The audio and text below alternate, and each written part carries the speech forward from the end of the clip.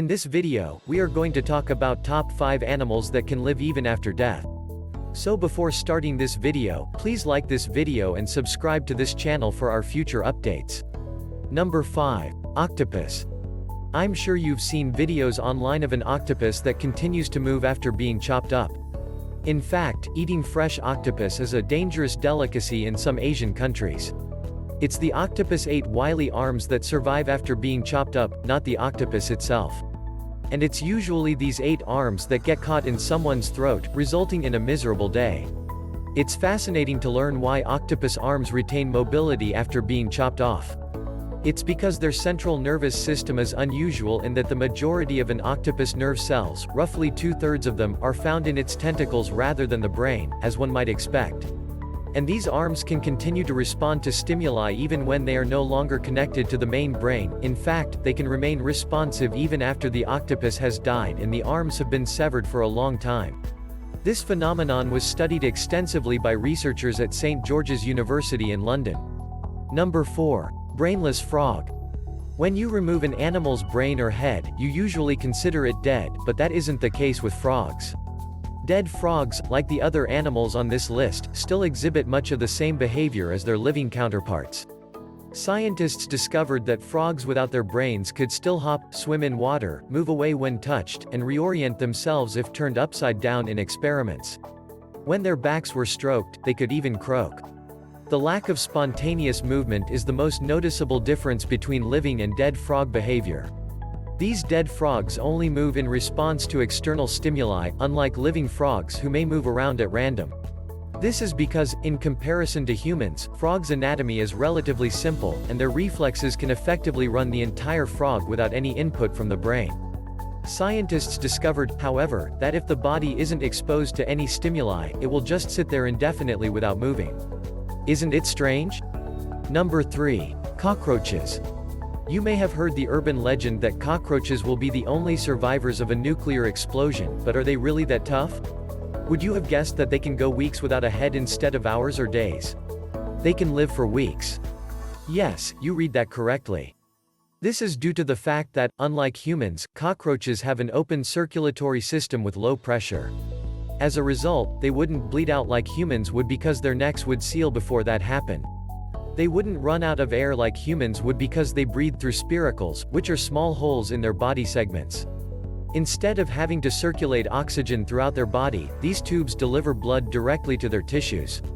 Finally, the ganglia, which are clumps of nerve tissue found throughout their bodies, are one of the main reasons they can survive without a head for weeks. Consider these to be small brains that assist in the maintenance of some of the body's functions and reflexes.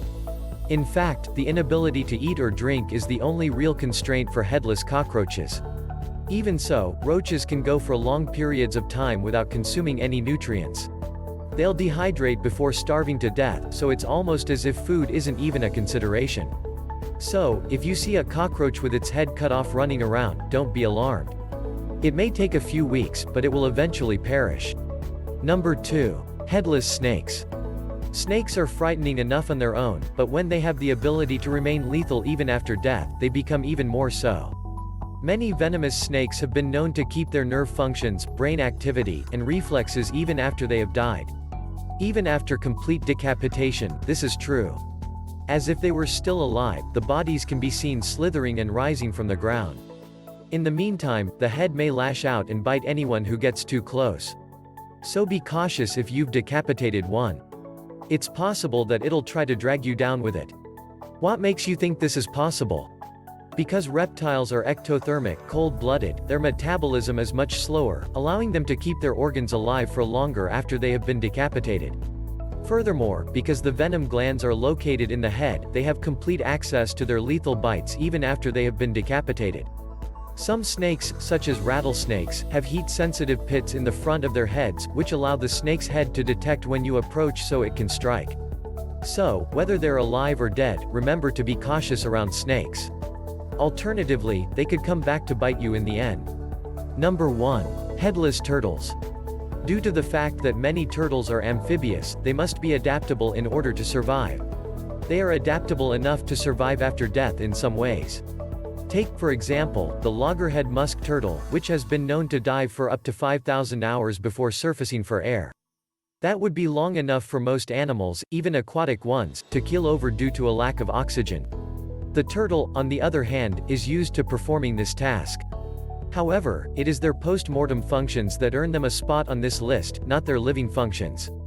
Their hearts have been known to continue to beat for up to an hour after they have been completely removed from the body. If left in the body, it could last for days. Origins Explained is the place to go for all of your questions about the world and its amazing animals, from mysterious events and unsolved mysteries to everything there is to know about the world and its amazing animals. What do you think about our list? Which one of the above you have seen? Let us know in the comments below. If you enjoyed this video and want to hear from me again, be sure to hit that subscribe button and turn on notifications before you go. Thanks for watching.